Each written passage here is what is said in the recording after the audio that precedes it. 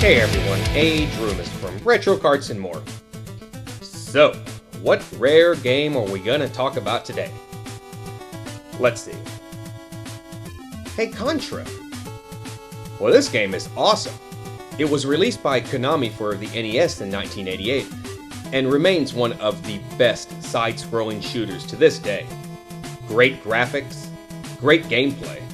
It was one of the first NES games where you could play with two players at the same time. You have unlimited ammo, and you can fire in 8 directions. Oh yeah, Super Contra, the first sequel. It has all the great qualities of the first one.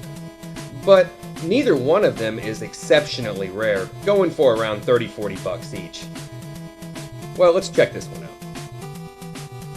Okay, Contra Force. Now we're talking rare. Contra Force was released by Konami in 1992. Contra Force is basically a task force composed of former military professionals formed to protect Neo City from terrorists.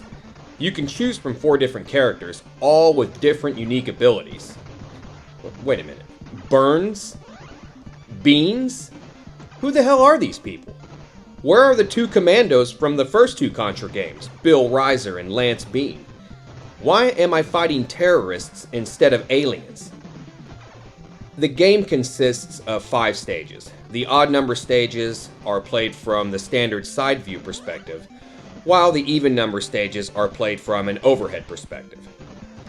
As you can see, this game has no business being part of the Contra franchise. It was actually supposed to be released in Japan as a game called Arkhound with no relation to the Contra franchise. But it got cancelled and was released here in the US, meaning they simply slapped the damn Contra logo on this game, hoping to cash in on the success of the first 2 games. I will give Konami some credit for trying to tie this game in with the franchise in later games. But when people are talking about their favorite Contra game, I promise you that they will never mention this game. Now, don't get me wrong, the game on its own is actually okay. You can fire in 8 directions, and I love the power-up system, as it's kind of like Gradius or Life Force for the NES, where you can collect power icons to choose a weapon or power-up. But this is supposed to be Contra. People expected greatness and got this instead.